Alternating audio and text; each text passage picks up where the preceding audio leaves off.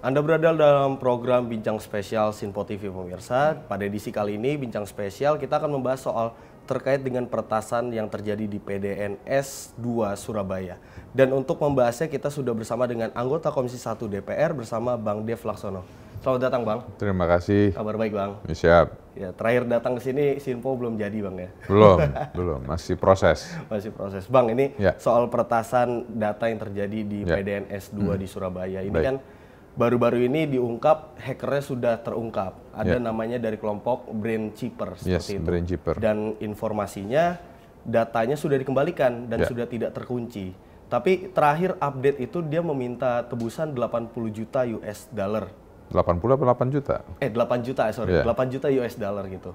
Kira-kira ini kelompok ini memberikan secara cuma-cuma ataukah memang pemerintah ada gerakan bawah tanah nih Bang? Ya, kalau dibilang apakah ada gerakan bawah tanah atau segala macam, ya susah kita bilang ya sampai dengan ada bukti asli kan. Tapi kalau pengakuan yang diumumkan bahwa mereka memberikan secara cuma-cuma, walaupun itu penuh pertanyaan ya. Tapi ya siapa yang mau menelisik, siapa yang mau mencari tahu ya kalau mau dikejar ya harus cari tahu dulu orang-orangnya siapa. Ini kan semua masih anonymous kan. Itu kan semuanya faceless hackers aja yang bergerak secara online. Dan juga data itu kan bukannya diambil tapi dikunci, di-encrypt. Nah, jadi sekarang ini yang mestinya menjadi PR utama dari pemerintah ataupun dari semua pihak terkait lah ya, segala macam KL yang terlibat di sini harus bisa menelisik sampai jauh ya mereka ini siapa, masuknya dari mana, bisa ada akses poinnya. Karena ini semestinya kan bukan perkara mudah karena semestinya itu ada layers demi layers akan sistem pengamanan, terus juga ada backup datanya. Nah, tapi ini semua ternyata tidak. Ya, jadi makanya muncul berbagai macam konspirasi teori, ya bilang bahwa ini sengaja dibocorkan atau dirusak PDN-nya untuk distort isu-isu ataupun kasus-kasus yang berlangsung. Jadi berbagai macam teori yang muncul. Tapi ya semua itu kan hanya konspirasi teori gitu ya. Jadi kalau memang benar nanti kelanjutannya ada kasus-kasus besar yang tidak dilanjutkan karena bukti-buktinya sudah dihancurkan, ya beda lagi ceritanya. Tapi kalau soal mengenai pertahanan cyber Indonesia ini, kalau Bang Dev sendiri kan di Komisi 1 nih, teman-teman membahasnya, melihatnya seperti apa sih Bang? Ya ini menunjukkan bahwa cyber kita, data security kita, cyber security kita masih sangat lemah karena dapat dengan mudah gitu tuh dibongkar, dihack. Dan di-encrypt gitu. Nah, ini yang harus ada dirubah, baik dari SOP-nya ataupun juga dari software-nya, ataupun hardware-nya, dan juga tenaga IT specialist-nya, baik secara kapasitas ataupun juga individunya mesti direvisi kembali untuk memperkuat kemampuan kita. Nah, ini kan kejadian soal data ini kan bukan yang pertama kali Bang di Indonesia ya. Serangan terhadap hacker yang diberikan hacker kepada pemerintah kita sudah beberapa kali terjadi. Sebenarnya kendalanya apa sih Bang? Maksudnya dalam sistem pertahanan cyber kita ini? Ya, sistem pertahanan cyber kita ini di berbagai sisi terbukti lemah sistem pengamanan data kita ya. Ya oke, sekarang di satu sisi PDNS kita berhasil jebol, berhasil di-encryption sehingga data semua crash. Semua instansi tidak bisa mengakses datanya. Itu satu. Terus kedua, data-data yang bocor itu masih bertebaran di mana-mana. Gitu ya. Data-data bocor itu masih bertebaran di mana-mana dan masih dijual secara bebas di dark web. Nah, yang mengatakan itu ada oknum aparat yang nakal ya, yang menjual data kita, data pribadi kita.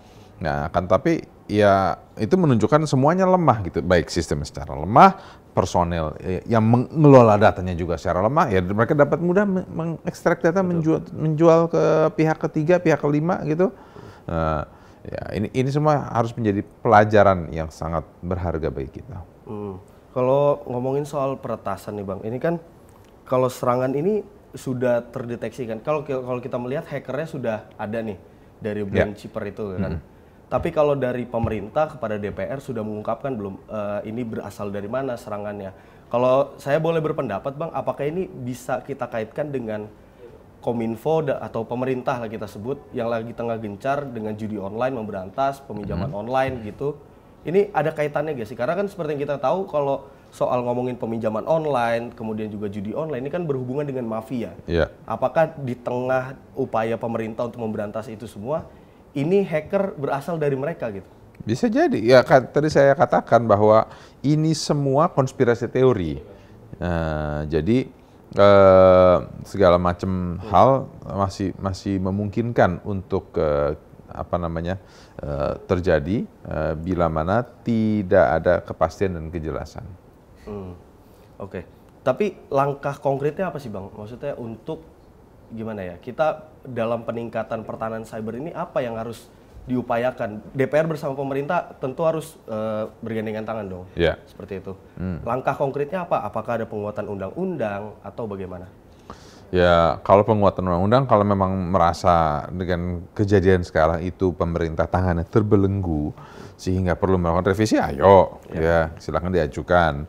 Ya, tapi kan masa dinas DPR ini kan hanya tinggal sampai 30 September, sementara bentar lagi sudah mau reses, jadi hanya tinggal satu masa sidang. Itu satu. Jadi ya mungkin sebaiknya diajukan di periode yang akan datang, yang waktunya masih lebih panjang. Nah, tapi apakah cukup sebenarnya dengan undang-undang yang ada, tinggal dibuat urunan-urunan, karena urunan-urunan belum jadi nih di bawah urunan-urunan dari undang-undang PDP. Nah, dari undang-undang ITE kan juga udah direvisi lagi kemarin, urunannya itu juga belum jelas banyak hal akan dari revisi yang sekarang. Iya. Bang, kalau ngelihat dari pemaparan Menkominfo pada saat rapat bersama Komisi 1 DPR, ini kan beberapa diungkapkan gitu bahwa bukan Indonesia saja yang terkena ransomware, bahkan Amerika Serikat terkena 44,43%. Kalau melihat persenannya ini, kita sebagai masyarakat harus mewajarkan atau seperti apa, Bang? Gini, kalau dikatakan negara barat pun terkena, ini memang benar, ya. Akan tetapi tidak sampai di-encrypt data dan di lockout sampai berhari-hari. Terkesan dimainkan ya. Ini kalau mereka itu hanya dalam waktu hitungan jam, bahkan kurang dari 1 jam, bisa mengambil kendali, bisa terus langsung mencari siapa orangnya itu, bisa men-trace. Nah, kalau kita ya enggak, bolak-balik dihack, dijebol, dicuri, orangnya siapa, di mana nggak tahu, nggak ada yang jelas. Gitu ditanya BSSN loh, tugas kami hanya begini, tanya Kominfo, tugas kami hanya begini, kami hanya memiliki ini, kami tidak ada sinkronisasi. Tidak ada sinkronisasi, bukan hanya tidak ada sinkronisasi saja, tidak ada komunikasi yang jelas, sehingga tidak ada alurnya gitu loh untuk penyelesaiannya seperti apa. Gitu. Tapi kalau dari segi, kalau tadi kan kita bisa bilang tidak ada sinkronisasi, pembagiannya tidak jelas. Ini bentuk dari undang-undangnya belum lengkap atau seperti apa, Bang? Saya rasa sih tidak sesimpel itu saja hanya menyalahkan kepada undang-undang gitu. Jadi sebenarnya itu dengan undang-undang yang ada, bila mana dibuat aturan yang jelas, mengacu kepada undang-undang yang ada itu cukup sebenarnya. Atau paling tidak memberikan otoritas untuk melakukan penyidikan ataupun pengejaran kepada mereka-mereka yang melakukan pelanggaran. Sekarang tinggal bagaimana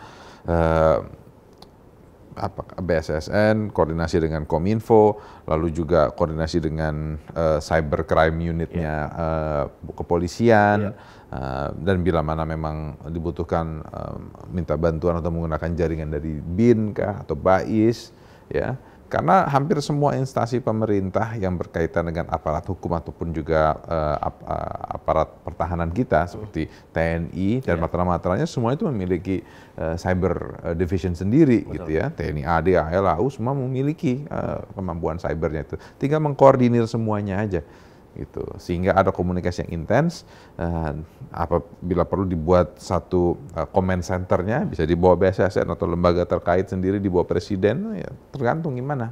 Oke, baik Bang Dev, ini pembahasan soal peretasan yang terjadi di PDNS ini menarik, karena memang sebenarnya peretasan ini tidak hanya terjadi di PDNS saja, beberapa waktu yang lalu juga beberapa tahun yang lalu bahkan ini sudah sempat terjadi. Tapi ngomongin soal peretasan ini semakin menarik ke depannya, tapi kita harus jeda dulu Bang Dev, karena kita nanti akan membahas lebih dalam lagi terkait dengan peretasan yang terjadi di Indonesia saat ini. Tetap di Bincang Spesial Sinpo TV.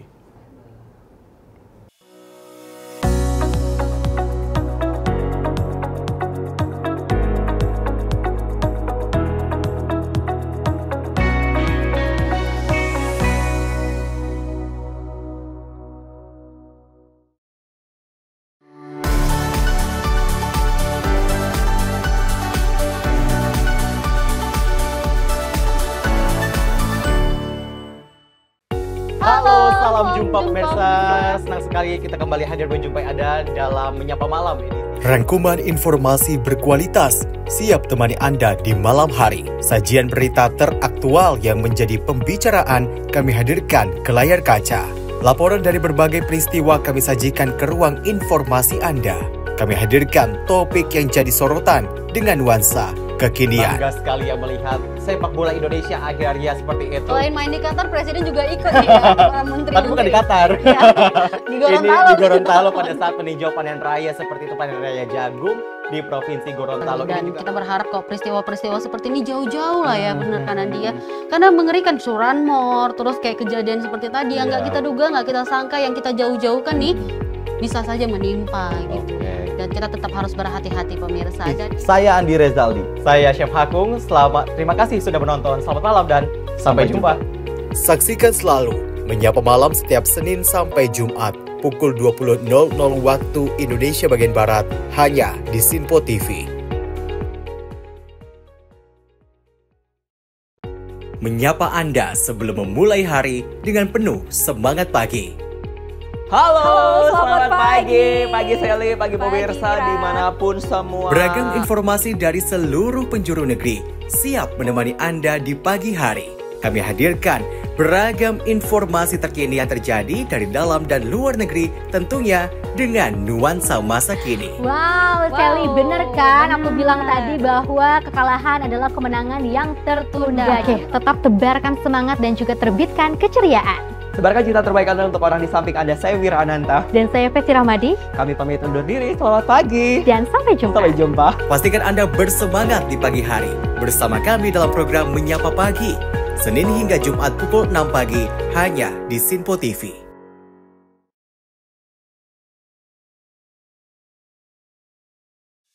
Halo, salam jumpa pemirsa. Kami kembali hadir dengan rangkaian informasi yang dihimpun dari berbagai penjuru dunia. Kami hadirkan rangkuman informasi terkini dari seluruh penjuru dunia hanya untuk Anda. Informasi paling penting dan sajian berita menarik kami sajikan hanya di Sinpo Dunia. Bersama saya Dewi Manik, inilah Sinpo Dunia selengkapnya untuk Anda. Jangan lewatkan Sinpo Dunia setiap Senin hingga Jumat di Sinpo TV. Apa kabar pemirsa? Senang sekali saya Sally Sregar dapat menjumpai Anda dalam Sinpo Dunia Sepekan. Kami temani akhir pekan Anda bersama sanak saudara dan keluarga tercinta. Dengan sajian informasi yang unik dan menarik dari berbagai negara.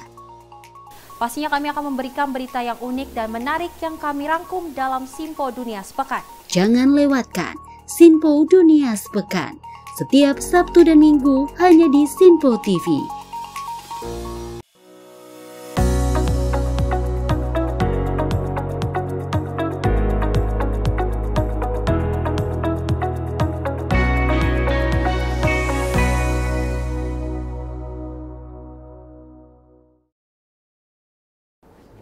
Terima kasih Anda masih di Bincang Spesial Sinpo TV pemirsa. Bang Dev, kita lanjutkan lagi. Ini soal peretasan yang terjadi di PDNS Surabaya seperti itu. Kalau kita melihat impact-nya ini ada ratusan kementerian dan lembaga yang terdampak seperti itu. Bahkan kalau dari pemaparan ini berdampaknya pada layanan publik dan sudah masuk ke dampak kritikal. Kalau Bang Dev sendiri menilai seperti apa? Ya memang sudah kritis, sudah lama kritis. Orang bolak-balik data kita kebocor-bocoran terus. Dan apakah ini menjadi puncaknya ya, menjadi pinnacle untuk pemerintah bisa melakukan huge reform di dalam cyber security kita? Ya semoga ya, karena kan bulan depan ini Agustus, saya nggak tahu pas persis tanggal berapa, tapi yang pasti bulan Agustus PDNS kan akan transformasi ke PDN. Yeah. Nah, itu di beberapa tempat tuh kan, di Tangerang ada. Saya lupa, kalau nggak salah ada empat tempat ya. Nah, tapi yang dibangun 2 dulu ya, satu di Tangerang, satu di Batam, terus nanti ada 4 storage unit, dan di situ semua data secara nasional disimpan. Kenapa? Karena sekarang ini kan masih menggunakan cloud service asing, AWS kah, Amazon ataupun Huawei cloud service, terus juga Google. Jadi dengan di storage secara tujuan utamanya itu kita kelola sendiri kan adalah untuk kita memiliki kedaulatan akan data kita. Kan tetapi begitu dikelola sendiri malah kebobolan. Jadi ya Indonesia, kalau Indonesia kan bilang masih untung ya, masih untung ada Hafid ya. masih untung itu ada belum semua KL dan pemerintahan itu mengirim datanya itu ke satu titik. Yang memang paling parah itu imigrasi. Karena dia yang paling ini ya, rajin gitu ya. Ya, dia paling patuh. Ya, paling patuh. Justru karena paling patuh malah dia yang paling kena. Paling terdampak Gitu kan. Itu apa namanya? Dia ironisnya banget nggak sih? Paling patuh justru paling kena gitu. Ya sudahlah, itu yang sudah terjadi. Nah, sekarang bagaimana kita ini memperbaiki ke depannya. Jadi baik sistem kita, pengamanan kita agar jangan terus-terusan lah kita menjadi korban. Seperti yang kita ketahui, peretasan ini terjadi pada 20 Juni 2024 dan beberapa hari setelahnya baru diumumkan oleh pemerintah. Kalau Bang Dev sendiri menilai langkah dari pemerintah untuk mengantisipasi atau mengatasi persoalan ini sudah tepat belum sih, Bang? Ya, kalau sudah tepat mestinya dalam hitungan jam ya sudah beres, gitu. Tidak berhari-hari dan tidak sampai harus mengemis-ngemis dan minta lalu kita dapat kunci untuk apa namanya data itu. Iya, untuk data tersebut dibuka lagi. Jadi kalau apakah sudah tepat ya nilai sendiri saja gimana gitu. Oke. Kalau kita melihat kemarin saat rapat Komisi 1 DPR tuh, Bang, ini kan BSSN terkesan ini tugasnya Kominfo, kemudian dari Kominfo ini tugasnya BSSN seperti itu. Tapi sebenarnya apa sih, Bang, ini persoalannya apa gitu? Karena ini terkesan saling lempar. Ada yang BSSN lempar juga ke Telkom, Telkom melempar juga ke Kominfo. Ini tanggapannya seperti apa, Bang? Ya, ini emang pingpong ya. Dan ini bukan pertama kali, ini tiap kali ada masalah, kendala dari menteri yang sebelumnya juga selalu begitu. Gitu. Dia selalu bilang loh, ini adalah tugasnya BSSN, kami hanya membangun. Nantinya BSSN bilang loh, ya gimana kita bisa mengawasi ini barang-barang kita nggak tahu standar kualitinya gimana, segala macam SOP-nya segala macam gimana. Ya jadi dari dulu tuh begini terus gitu loh. Persoalannya nggak selesai-selesai. Persoalannya nggak selesai, lempar sana lempar sini terus. Jadi ya makanya itu harus ada kesepahaman dan juga harus ada aturan main yang jelas. Tanggung jawabnya siapa, yang bertanggung jawab siapa, ngurusin siapa, sehingga tidak terus-menerus saling lempar. Kenapa? Ini kan baru jadi baru ramai ketika jadi masalah dan masalah itu kan kayak bom waktu aja gitu, pasti akan meledak gitu. Nah, kalau ngomongin soal tupoksi ya, Bang, kata Bang Dev bilang ini saling lempar seperti bola pingpong. Sebenarnya tupoksi dari BSSN itu apa sih, Bang? Karena kan kalau di pemaparan BSSN, kepala BSSN kemarin itu kan kami hanya memonitor. Ketika ditanya in-touch gak ke situ, kami hanya memonitor seperti itu. Ini yang bikin anggota Komisi 1 DPR pada saat itu cukup geram juga kan. Ini sebenarnya tugas dan tupoksinya apa gitu, Bang, BSSN ini? Nah itu tugas dan tupoksinya BSSN itu sebenarnya kan jelas aturannya. Di dalam BSSN itu kan berdiri dari Kepres ya, karena tidak memiliki undang-undang. Jadi dalam Kepres itu kan sebenarnya tugasnya jelas. Cuman ya penanganan teknisnya ini yang menjadi pertanyaan. Akhirnya muncullah kebingungan di bawah dan akhirnya ketika muncul masalah ya saling lempar tanggung jawab gitu. Jadi, tapi kalau dari kemarin hasil rapat itu konklusinya kalau saya boleh menyimpulkan, Bang ya, ini BSSN dan juga Kominfo menyerahkan sepenuhnya pelayanan kepada Telkom sebagai penyelenggara seperti itu. Pemenang tendernya penyedia kan. Kayak gitu. Ini sebenarnya kalau kita berbicara soal, ini kan kita berbicara soal solusinya bagaimana, Bang, ke depannya ya. Harusnya seperti apa, Bang? Ya, ini kan awalnya juga jadi kacau. Kenapa? Karena tidak ada backup data kan. Ya, kalau misalnya ada backup data kan, ya udah langsung di-cut aja, terus dialirkan kembali kepada para tenannya tersebut. Nah, ya di sini ya semuanya ya harus bertanggung jawab, baik BSSN, Kominfo ataupun juga Telkom Signanya itu sebagai penyedianya ya semestinya itu harus saling sadar dan juga harus ada mitigasi dan langkah-langkah bila kejadian senario A, B, C, D, E, F-nya itu seperti apa. Jadi bukannya ya kita play it as along aja gitu loh. Jadi kita jalanin aja dulu, nanti kita lihat kalau ada apa perbaiki, ada perbaiki, nggak bisa kayak gitu. Ini menyangkut kedaulatan data banyak orang. Harus planningnya kan harus jelas dan juga harus bisa menghadapi segala macam potensi permasalahan, dan ini terbukti gagal. Ya. Gitu. Kalau berbicara soal data yang di backup nih Bang, ini kan kita berbicara kenapa nggak di backup seperti itu. Tapi kalau kita berpikir secara rasional, ketika data kita sudah backup dan terkunci di hacker, kemudian data kita timbulkan lagi. Tapi data yang terkunci ini kan berpotensi disalahgunakan. Ya, pastinya. Nah, kalau Abang menilai seperti apa? Ya, makanya itu semestinya dari awal tuh udah salah ya. Dari awal tuh udah salah. Jadi mestinya kalau misalnya kita punya ada backup data, paling tidak pelayanan kepada masyarakat itu bisa tetap berjalan kan. Terus data yang dikunci itu langsung bisa diputus, jadi tidak ada akses lagi orang keluar mengakses data tersebut, tidak ada kemungkinan data itu bisa tersedot sampai keluar. Oke, baik Bang. Nanti persoalan backup data ini kita akan bahas lagi, namun usai jeda ya Bang Dev. Pemirsa Sinpo TV tetap di Bincang Spesial, kita akan membahas lebih dalam lagi terkait dengan PDNS yang terjadi atau peretasan PDNS yang terjadi di Surabaya ini. Selengkapnya tetap di Bincang Spesial Sinpo TV.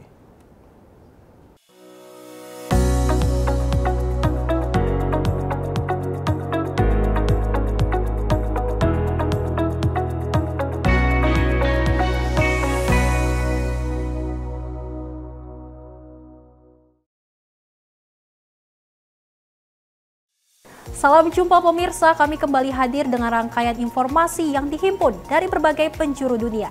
Kami hadirkan rangkuman informasi terkini dari seluruh penjuru dunia hanya untuk Anda. Informasi paling penting dan sajian berita menarik kami sajikan hanya di Sinpo Dunia. Bersama saya Sally Siregar, inilah Sinpo Dunia selengkapnya. Jangan lewatkan Sinpo Dunia setiap Senin hingga Jumat di Sinpo TV. Salam jumpa pemirsa, Anda menyaksikan Sinpo Sepekan bersama saya Syem Hakung. Beragam informasi selama sepekan kami sajikan untuk Anda. Rangkuman berita yang menjadi sorotan media massa siap menemani akhir pekan Anda bersama keluarga tercinta. Bersama saya Syem Hakung, kita jelang informasi selengkapnya untuk Anda. Kami hadirkan Sinpo Sepekan setiap minggu pukul 6 pagi hanya di Sinpo TV.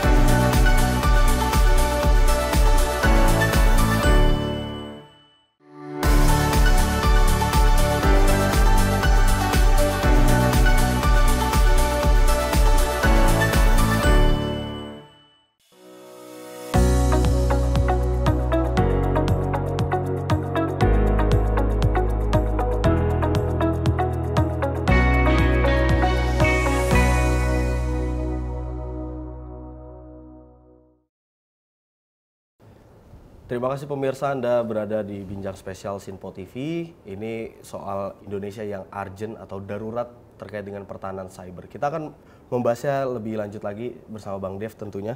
Bang Dev, ini kalau berdasarkan statement dari Brainchipper sebagai kelompok yang mengklaim telah menghack data di PDNS 2 di Surabaya, ini katanya prosesnya cepat dan mudah untuk membobol sistem seperti itu. Apakah nanti dari DPR langkahnya akan mengambil langkah untuk membuat undang-undang pertahanan cyber, atau langkahnya seperti apa bersama dengan pemerintah? Ya, mungkin ini salah satu PR yang kita tinggalkan ke pemerintahan ke depan dan juga akan diselesaikan oleh DPR ke depan. Ya alhamdulillah saya masih menjadi bagian dari DPR yang akan datang ya. Jadi nantinya itu kan ada sekarang ini sedang berlangsung ya auditing dari BPKP terhadap PDN ini sendiri. Terus juga akan ada auditing juga kepada Kominfo dan BSSN. Ya mungkin kita bisa melakukan penilaian ke depannya, langkah-langkah apa yang dibutuhkan untuk bisa memperbaiki, memperkuat, dan juga menjamin kedaulatan kita ini ke depannya.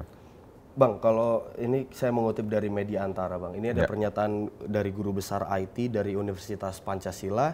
Ini ada Profesor Marsudi Wahyudi bahwa sistem keamanan server di seluruh dunia ini walaupun kuat, tidak ada jaminannya akan tidak dibobol seperti itu. Nah, ini apakah nanti akan disampaikan oleh DPR kepada pemerintah membuat sebuah program mungkin atau sebuah sistem untuk menguatkan? Karena sekelas Amerika Serikat seperti pemaparan Menkominfo, 44,4% ini terkena ransomware seperti itu. Apakah nanti akan ada sistem baru yang dibuat oleh DPR bersama dengan pemerintah atau bagaimana? Ya. Jadi Menkominfo pertama kita ya, Pak Samsul Ma'arif, waktu zamannya Bu Mega tuh kan, kan zamannya Gus Dur, Kementerian Penerangan dibubarin, nah, terus zaman Bu Mega dihidupkan kembali menjadi Kementerian Komunikasi dan Informasi. Nah Pak Samsul Ma'arif itu saya pernah ngobrol sama dia, saya lupa dia itu masih menteri apa sudah selesai. Dia mengatakan bahwa pada dasarnya semua jalinan komunikasi ya yang menggunakan wave apapun itu berpotensi untuk dihack. Ya, untuk apakah itu untuk disadap atau dihack atau segala macam caranya.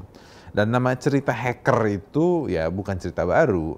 Ya, saya ingat film-film barat tahun 80-an aja tuh udah banyak cerita-cerita tentang menghack sistem NASA, NSA segala macam ya.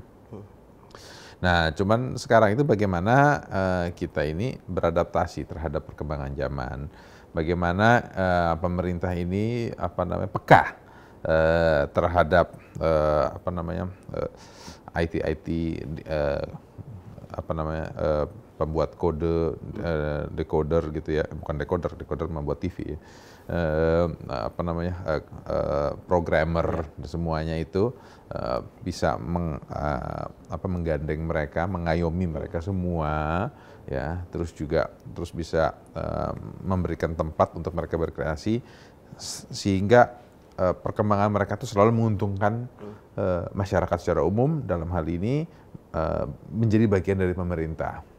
Apakah itu hasilnya atau langsung mereka kita rekrut ya tergantung bagaimana penyesuaiannya. Ya pada dasarnya kan kemampuan mereka itu harus terus kita kultivasi agar bisa memperkuat sistem Indonesia. Menarik nih Bang soal pembahasan SDM ya. Ini kan banyak sekali di sosial media masyarakat bilang kalau apa sih susahnya pemerintah untuk merekrut anak-anak muda, karena kan anak-anak muda kita seperti yang kita ketahui melek teknologi lah, melek digital seperti itu. Dan banyak pemaparan karena banyak masyarakat yang kecewa dengan pemaparan dari Menkominfo dan juga BSSN seperti itu.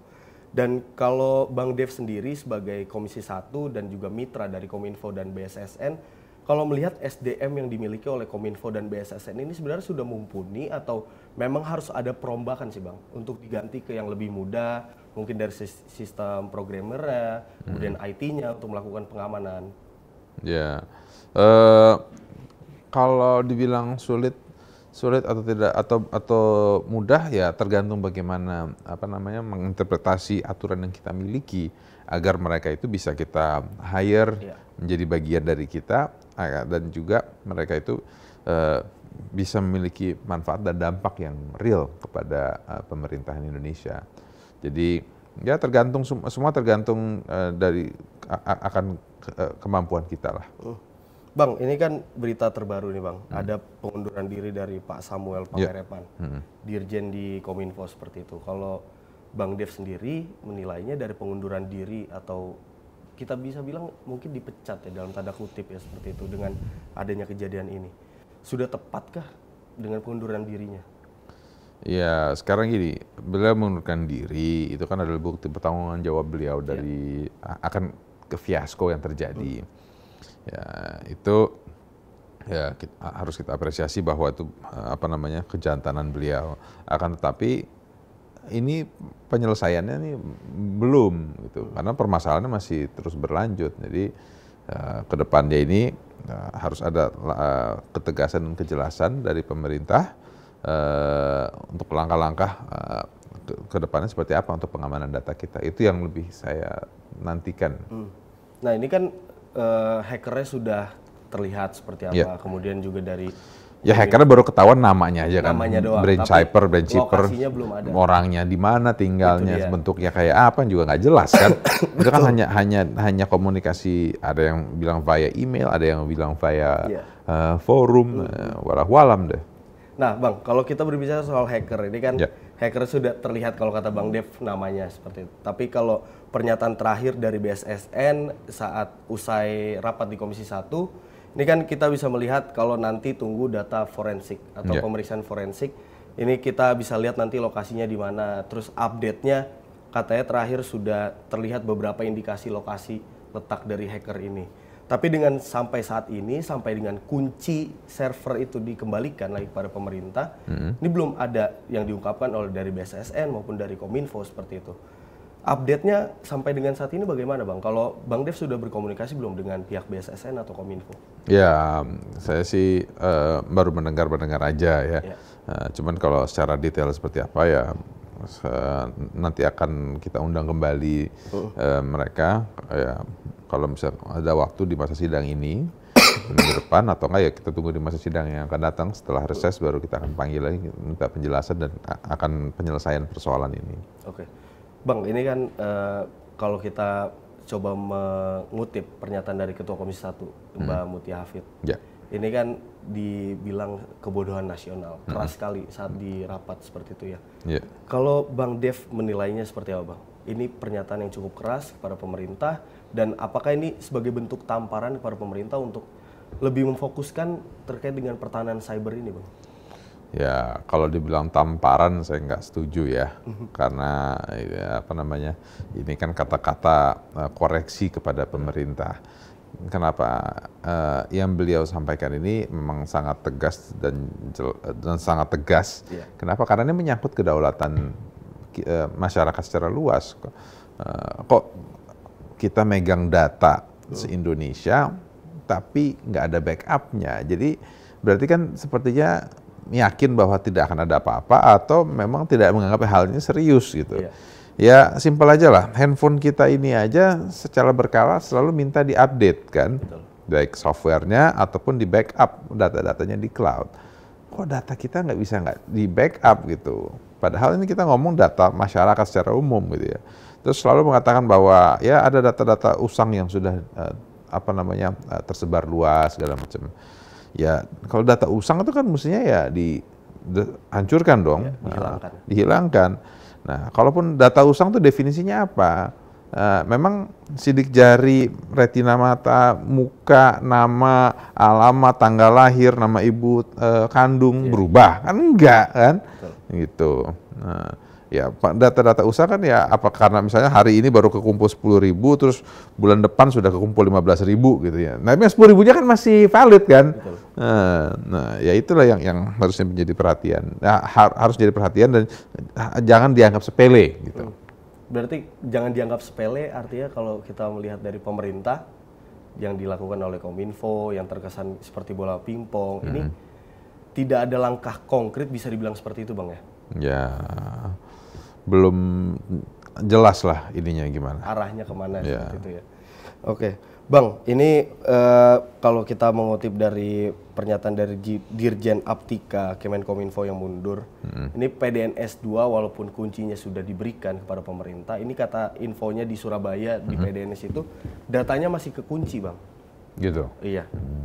Kalau melihatnya apa ya, kalau saya mungkin bisa berpendapat mungkin pemerintah gengsi dalam tanda kutip apa bagaimana Bang? Ya saya nggak tahu deh tuh ya, karena ya harus ada penjelasan dari Kominfo itu sendirilah bahwa ini sudah sejauh mana penyelesaiannya dan data yang sudah terrecover itu sudah seberapa banyak dan apakah sudah bisa diberikan, karena ada ratusan kan atau ribuan bahkan kayak penerima KIP segala macam itu semuanya mereka nggak bisa mendapatkan, jadi tertunda ya? Bantuan-bantuan tersebut, sementara kan sebentar lagi masa sekolah sudah mau mulai gitu. Jadi ya jangan sampai mereka itu gagal sekolah, gagal kuliah hanya karena hal seperti ini. Gitu. Bang, kalau yang baru-baru ini di yang PDNS 2 Surabaya diretas, kemudian juga muncul juga isu Bais TNI juga diretas. Ini kalau Bais TNI sendiri kan punya pengamanannya sendiri, Bang ya. Artinya memang kalau saya bisa bilang Indonesia darurat dari pengamanan cyber seperti itu. Tapi yang seperti saya kutip berdasarkan hasil riset ini di ASEAN sendiri Indonesia pengamanan cybernya terkuat nomor 5, nomor 1 itu Malaysia. Tapi kenapa sekelas TNI ataupun BSSN ini BIN juga pernah dijebol. Betul, BIN. Itu lagi BIN ya kan. Nah, itu makanya perbankan juga ada beberapa. Bank syariah yang saya tahu persis. Kalau nggak salah, saya nggak tahu kalau bank-bank lain, tapi seingat saya lebih dari 1 bank yang pernah dijebol. Artinya kok PR Komisi 1 DPR banyak banget, Bang ya? Ya, ini harus kerjasama semuanya gitu ya. Dan makanya itu dari BSSN dan dari Kominfo ini harus memiliki SOP yang tegas dan jelas, dan yang diperlakukan di semua KL untuk memproteksi data-datanya. Baik. Oke pemirsa, nanti kita akan lanjutkan lagi Bang terkait dengan bagaimana ke depan langkah DPR dalam mengevaluasi dan membentuk undang-undang untuk pengamanan cyber ini. Namun nanti usai jeda kita akan lanjut lagi, tetap di Bincang Spesial Sinpo TV.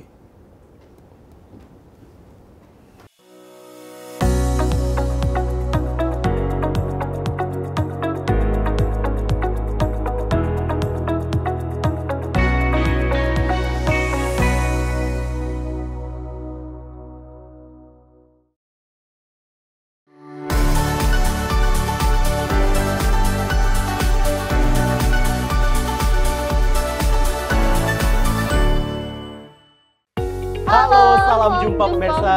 Senang sekali kita kembali hadir menjumpai Anda dalam Menyapa Malam ini. Rangkuman informasi berkualitas siap temani Anda di malam hari. Sajian berita teraktual yang menjadi pembicaraan kami hadirkan ke layar kaca. Laporan dari berbagai peristiwa kami sajikan ke ruang informasi Anda. Kami hadirkan topik yang jadi sorotan dengan nuansa kekinian. Bangga sekali ya melihat sepak bola Indonesia akhirnya seperti itu. Selain main di Qatar, Presiden juga ikut ya, para menteri. Tapi bukan di Qatar. Ya, di Gorontalo. Ini di Gorontalo pada saat meninjau panen raya seperti itu, panen raya jagung di Provinsi Gorontalo. Dan kita berharap kok peristiwa-peristiwa seperti ini jauh-jauh lah ya, benar kan dia. Karena mengerikan curanmor, terus kayak kejadian seperti tadi yang nggak kita duga, nggak kita sangka, yang kita jauh-jauhkan nih bisa saja menimpa gitu. Dan kita tetap harus berhati-hati pemirsa. Saya Andi Rezaldi, saya Chef Hakung. Terima kasih sudah menonton. Selamat malam dan sampai jumpa. Saksikan selalu Menyapa Malam setiap Senin sampai Jumat pukul 20.00 waktu Indonesia bagian Barat hanya di Sinpo TV. Menyapa Anda sebelum memulai hari dengan penuh semangat pagi. Halo, selamat pagi. Pagi Sally, pagi pemirsa dimanapun semua. Beragam informasi dari seluruh penjuru negeri siap menemani Anda di pagi hari. Kami hadirkan beragam informasi terkini yang terjadi dari dalam dan luar negeri, tentunya dengan nuansa masa kini. Wow, Sally, bener kan? Aku bilang tadi bahwa kekalahan adalah kemenangan yang tertunda. Oke, tetap tebarkan semangat dan juga terbitkan keceriaan. Sebarkan cerita terbaik Anda untuk orang di samping Anda. Saya Wira Ananta. Dan saya Peci Rahmadi. Kami pamit undur diri. Selamat pagi. Dan sampai jumpa. Sampai jumpa. Pastikan Anda bersemangat di pagi hari bersama kami dalam program Menyapa Pagi. Senin hingga Jumat pukul 6 pagi hanya di Sinpo TV.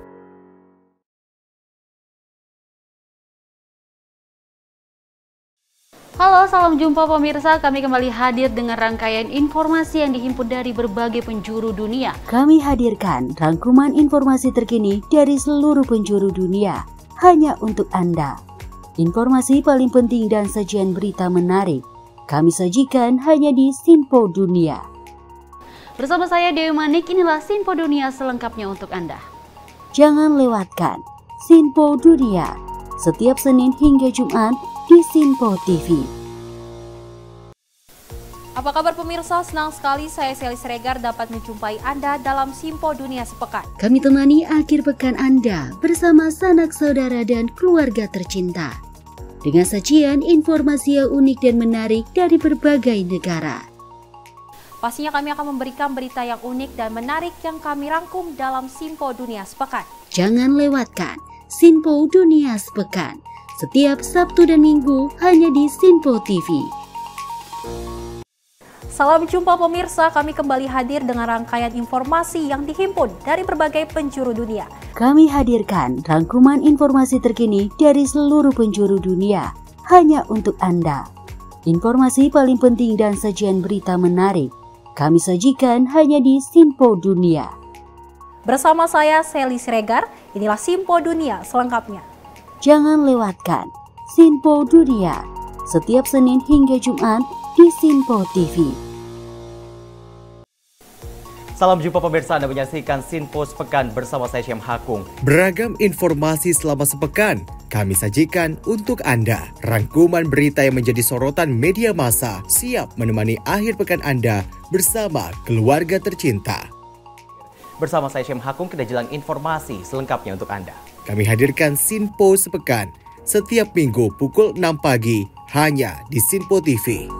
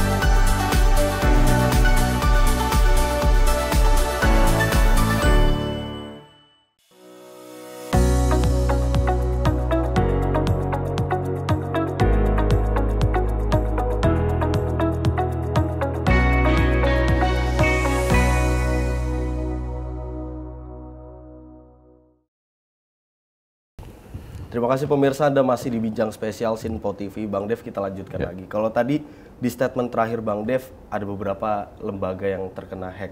Seperti BAIS dari TNI, kemudian BIN bahkan terkena hack, dan baru ini PDNS di Surabaya. Dan juga kita di tahun 2022 silam itu ada dari hack dari Bjorka, seperti itu. Nah, evaluasi ke depan dari DPR kepada pemerintah seperti apa, Bang? Ya, yang pasti itu ya SOP-nya harus diperbaiki, sistemnya harus diperbaiki, teknisinya atau IT specialist-nya, programmernya, ya semuanya harus direvisi ulang. Dan juga strategi untuk pengamanannya, itu semuanya juga harus ada reformasi secara besar-besaran lah. Jadi kita bukan bicara reformasi hukum, tapi reformasi terhadap sistem pengamanan data kita dan juga SOP yang diberlakukan di semua KL. Karena dan juga harus ada pengamanan berlapis dan juga ditutup segala macam lubang-lubang akan kemungkinannya hacker itu masuk, ya. Karena hacking itu bisa masuk, kenapa? Karena pasti ada piping atau channeling untuk bisa masuk ke mainframe-nya. Nah, ya selama itu masih terbuka dan lapisan pengamanan masih sangat lemah, ya semua website ataupun juga PDN kita akan menjadi momok bercandaan bagi para hacker ataupun pihak luar yang dapat dengan mudah mengobrak-ngabrik pendataan kita. Nah, kalau kita melihat dari kelompok yang mengklaim telah melakukan hack di PDNS 2 Surabaya, ini kan terkesan seperti kayak memainkan pemerintah. Kayak servernya mudah dibobol seperti itu, kemudian itu diungkapkan kepada publik. Nah, selama Komisi 1 Bang Dev lah contohnya ini dalam mengawasi mitranya Kominfo dan BSSN, selama ini kinerja dari Kominfo dan BSSN sudah konkret atau belum, Bang? Ataupun dari DPR sendiri langkah konkretnya seperti apa, Bang? Ya, kalau dari DPR ini kan otoritas kita kan hanya 3. Membuat undang-undang, membuat anggaran, lalu juga mengawasi kinerja pemerintah. Nah, teknisnya semua kan di pemerintah yang menyelesaikan, menjalankan. Nah, pemerintah yang mengajukan, pemerintah yang menyampaikan permasalahannya apa, kendalanya gimana, solusinya seperti apa. Nah, ya kita mencoba menyambung. Nah, kalau dari pemerintahnya tidak memiliki strategi yang jelas, ya dari DPR-nya pun ya juga kita hak otoritasnya kita pun juga terbatas. Nah, maka itu kita akan minta terus pemerintah untuk terbuka, menyampaikan kendalanya seperti apa, sehingga bila mana ada yang perlu kita perbaiki, baik dari sisi anggaran ataupun sisi aturannya, kita selesaikan. Betul. Kalau kita melihat kan anggarannya kalau nggak salah 700 M ya Bang, untuk di PDNS ini. Iya. Ya, seperti itu. Lebih sebenarnya sih, hampir 2 triliun kalau nggak salah totalnya ya. Itu kan anggaran cukup besar seperti itu. Apakah itu masih kurang Bang untuk pertahanan cyber kita? Ya, gini, kalau kita ngomong pertahanan cyber, ya APBN kita sekitar 3.000 triliun. Perputaran ekonomi Indonesia itu sekitar 15.000 triliun. Perputaran ekonomi kita di dunia cyber itu kalau nggak salah hitungan terakhir sekitar 5.000 triliun. Itu termasuk yang 600 triliun dipakai untuk judi online loh. Belum pinjol-pinjolnya itu ya. Nah, jadi apakah 700 miliar itu cukup ya? Kalau lihat 700 miliar ya, atau 2 triliun ya, itu angka sangat besar kan. Betul. Tapi kalau kita perbandingkan lagi dengan perputaran ekonominya, ya itu sangat sedikit. Nah, jadi tergantung gimana penilaian. Jadi sebenarnya sih bukan masalah nilainya itu besar atau kecil, tapi bagaimana penggunaannya. Itu uang itu dipakai untuk beli apa, dipakai untuk bayar siapa, lalu hasilnya gimana. Nah, kalau hasilnya seperti ini, ya berarti kan uangnya itu cuma-cuma kan. Nah ya, jadi itulah yang harus jadi tolak ukur kita. Betul. Tapi kalau selama ini Bang Dev mengawasi, kan dari anggaran yang bisa kita bilang ya cukup kecil lah dalam penggunaannya seperti itu. Kalau dalam pengawasannya Bang Dev, ini kan pasti Menkominfo ataupun BSSN ini dalam setiap rapatnya pasti mengupdate segala apapun itu kan. Sudah efisienkah penggunaan dananya atau bagaimana Bang? Ya, kalau sudah efisien atau tidak, ya sekarang simpelnya kalau sudah efisien nggak bakalan kejadi kebobolan gitu. Nah, jadi nggak usah kita menilai menakar terlalu jauh. Kita lihat hasilnya aja hari ini. Gitu. Bang, ini kan kalau tadi di awal Bang Dev sempat bilang sebenarnya Undang-Undang Perlindungan Data Pribadi ini sebenarnya sudah cukup. Tapi bagaimana lagi kita melihat bagaimana antara pemerintah menggunakan undang-undang tersebut untuk melindungi data, khususnya bagi masyarakat ya seperti itu ya. Sebenarnya letak kekeliruannya di mana Bang? Saya nggak bilang kesalahan siapa dan siapa karena ini tugas bersama seperti itu. Kalau bicara seperti itu ya kita harus panggil ahli hukum. Betul. Ya, kita harus panggil ahli hukum, terus baru diurutkan, ditelaah lagi. Nah, itu baru bisa ketahuan kesalahannya di mana. Nah, makanya itu kita nunggu hasil auditing dari PPKP sehingga ketahuan jelas. Ini garis merahnya tuh kemana? Betul. Kalau Undang-Undang Perlindungan Data Pribadi ini kita menyoroti ya Bang, lagi-lagi sebenarnya sudah cukup. Kalau Bang Dev sendiri menilai sudah cukup atau belum Bang? Kalau dari segi pertahanan cyber ya, perlindungan data pribadi ini untuk mengamankan data, khususnya masyarakat lah. Kita nggak usah merancuk pada PDNS juga, tapi kita secara umum. Sebenarnya sudah cukup untuk mengamankan atau perlu ada undang-undang lain ke depan ya Bang? Ya, itu yang makanya saya tanya kepada pemerintah. Gitu kan, minta undang-undang ITE direvisi, kita sudah revisi 3 kali. Minta undang-undang PDP, kita sudah buatkan undang-undang PDP. Minta anggaran, total anggaran Kominfo saja ya, belum termasuk BSSN ya. Baru APBN saja itu dari mulai TA tahun anggaran 19 sampai hari ini itu sudah hampir 100 triliun atau lebih dari 100 triliun. Belum lagi, saya nggak tahu persis apakah ada PDN, PLN, pinjaman dalam negeri dan luar negeri untuk pembelian dan pengadaan barang-barang lainnya. Itu baru dari Kominfo, belum dari BSSN. Nah, ya dengan semua itu saja masih terjadi kebobolan gitu.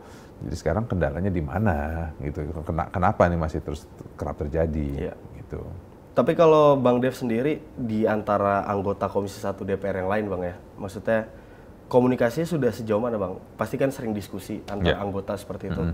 Kalau rata-rata anggota Komisi 1 melihat peretasan yang terjadi atau bisa kita bilang urgensi atau lampu kuning lah untuk pertahanan cyber kita nih di Indonesia, seperti apa pandangan dari Komisi 1 sendiri Bang?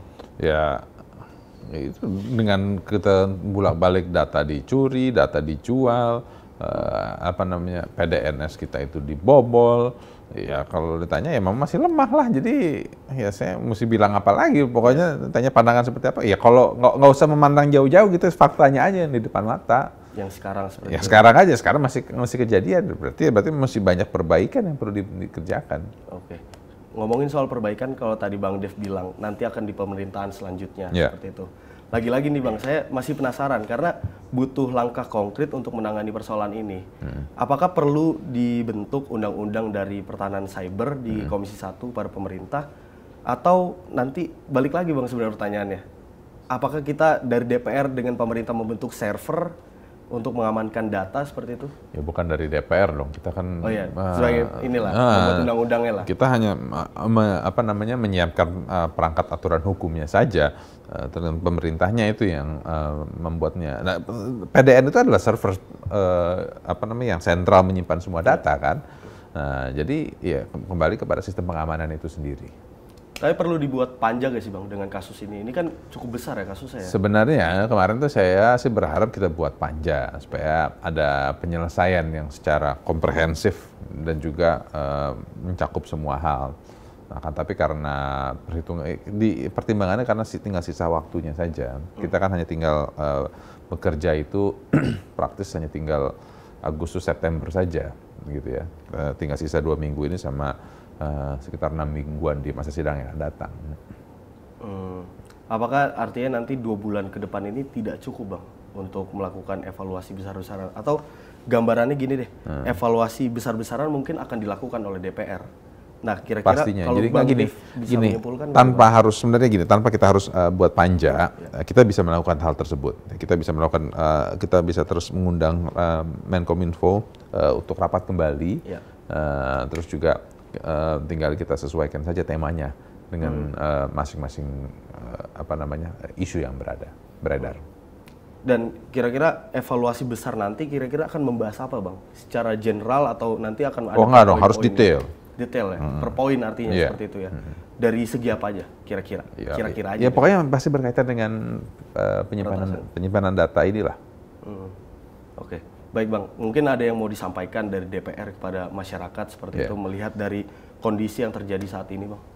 Baik, yang pasti itu saya minta semua masyarakat untuk terus mawas diri, mengingat penyimpanan data ini menjadi suatu permasalahan yang cukup pelik, dan kita minta juga masyarakat untuk saling mengawasi juga, menyampaikan informasi yang beredar bila mana ada pergerakan yang di luar, dan juga kita terus menyerukan kepada pemerintah untuk terus melakukan perbaikan dari sistemnya itu sendiri, perbaikan akan hardware, software, dan juga terus merevisi peraturan yang ada sesuai dengan teknologi ataupun juga tren yang terkini. Oke, baik Bang, pertanyaan terakhir sebenarnya yang saya penasaran nih. Kalau tadi kan kita melihat dari sisi Komisi 1 DPR-nya, kalau target Abang sendiri secara personal ke depannya akan seperti apa Bang? Ya, kita ingin ada yang tadi saya sampaikan ya, ada reformasi secara masif di dalam sistem pengamanan data kita ini. Dan juga ada keterbukaan dari pemerintah, bila mana setiap mengalami masalah atau apapun itu segera langsung sampaikan ke DPR, sampaikan ke masyarakat. Jadi jangan sampai kita ini seperti tiba-tiba dibutakan, jadi tidak mengerti situasi dan akhirnya saling menyalahkan orang-orang gitu. Kayak kejadian di imigrasi, yang semua yang pertama langsung dikenal yang diserang adalah Dirjen Imigrasi kan. Nah, dianggap gagal karena orang pikirnya bahwa sistemnya yang salah, ternyata tidak.